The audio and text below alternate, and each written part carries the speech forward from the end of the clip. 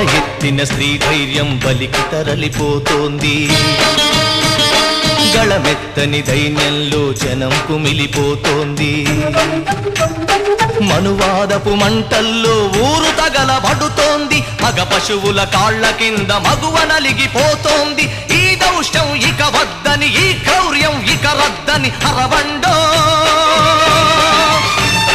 పంచముని సృష్టించిన ఆ వంచకుడెవడని అడగండో.